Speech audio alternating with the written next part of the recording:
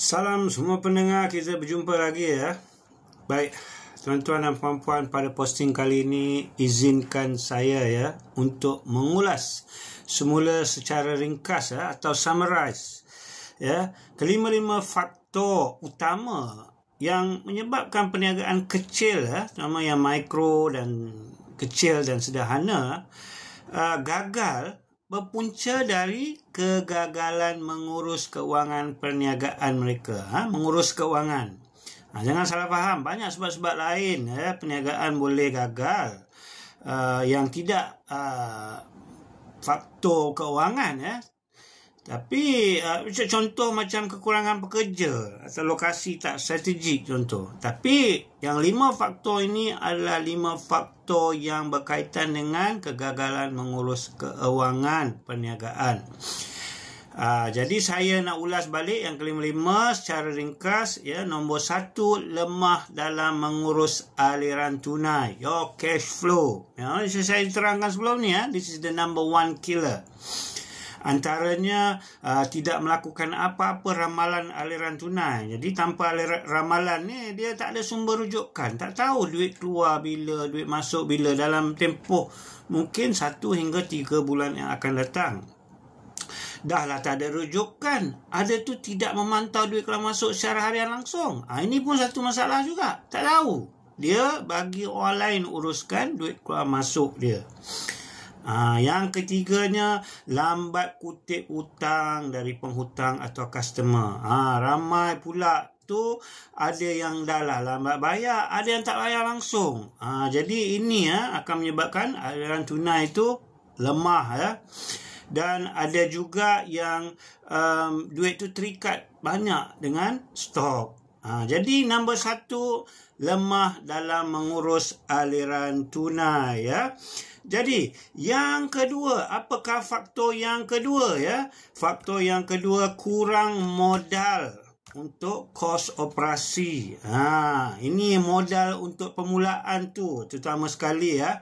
Dia underestimate, dia tidak mencukupi kos permulaan perniagaan. Dan ada juga dia tak cukup modal, dia meletakkan harga jualan yang tidak selari dengan harga pasaran ya. Kenapa? Kerana dia tidak tahu sebenar apa kos perniagaan dia yang sebenar. Mungkin dia terlalu fikir tentang dia punya kos jualan, iaitu bahan mentah. Mungkin dia punya kos nak sediakan produk dia, tapi dia tidak mengambil kira kos-kos overhead. Jadi ini faktor yang kedua, iaitu kurang modal permulaan dan kos dia punya kos, tidak tahu kos dia dan lantas meletakkan harga yang di bawah harga pasaran. Jadi ini nombor 2. Nombor 3, berniaga tanpa sebarang rekod kewangan. Ni banyak kita lihat usahawan-usahawan kita, dia tidak buat apa-apa bookkeeping, record keeping, tak tahu ya. Tak ada satu bookkeeping sistem yang baik. Seperti saya terangkan, ini umpama berniaga tanpa apa-apa hala tuju. Jadi macam mana kita nak tahu kesihatan keuangan perniagaan kita? Kerana tanpa maklumat rekod perniagaan kita tak tahu, kita tak boleh guna sebagai satu alat untuk mengawal, memantau atau membuat apa-apa keputusan aktiviti perniagaan. Dan inilah boleh menyebabkan perniagaan anda gagal. Kerana tidak menggunakan maklumat perniagaan anda ya, maklumat keuangan perniagaan.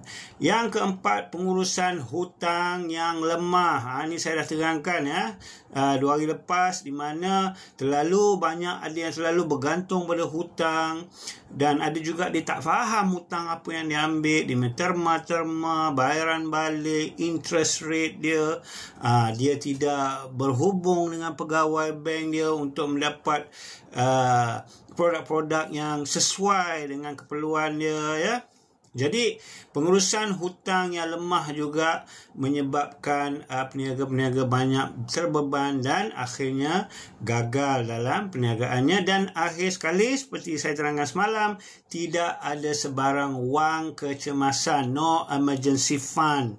Jadi ini boleh menyebabkan satu masalah besar bila berlaku suatu kecemasan, atau juga boleh terlepas peluang keemasan bila terdapat peluang untuk beli tapi duit tak cukup, tak ada duit jadi ini 5 faktor utama yang boleh menyebabkan satu kitaran masalah kewangan yang sangat serius.